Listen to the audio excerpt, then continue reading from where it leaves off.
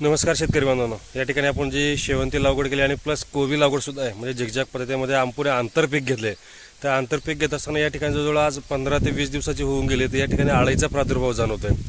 तर आळीच्या प्रादुर्भावासाठी या ठिकाणी आपल्याला साध्या आपण जरी एखादं कीटकनाशक वापरलं तरी चालेल. त्यातल्या त्यात प्रोपेक्स सुपर असेल, बुरशीनाशक म्हणून या ठिकाणी आपण 22 आहे किंवा सापसुद्धा या ठिकाणी कॉन्टॅक्ट सिस्टमॅटिकमधलं असणारं ते आपण वापरू शकतो.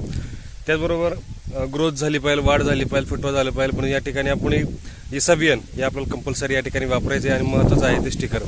त्या अशा पद्धतीमध्ये ह्या ठिकाणी आळीवरती असणारी, त्याचबरोबर करपा येऊ नये म्हणून या ठिकाणी प्रिव्हेंटिव्ह स्वरूपामध्ये स्प्रे घ्यायचा आहे. त्याचबरोबर पाऊस झाला असेल किंवा बेड चांगल्या पद्धतीने कॉम्पॅक्ट झाले असेल, आवडले गेले असेल, पाऊस धो झाल्यामुळे बेड शक्यतो आवडले जातात, तर या ठिकाणी फॉस्फरिक ॲसिड आणि मॅग्नेशियम या ठिकाणी कंपल्सरी देणं गरजेचं आहे. तर एकरी phosphoric acid 3 kilo, magnesium 5 kilo या स्वरूपामध्ये द्या.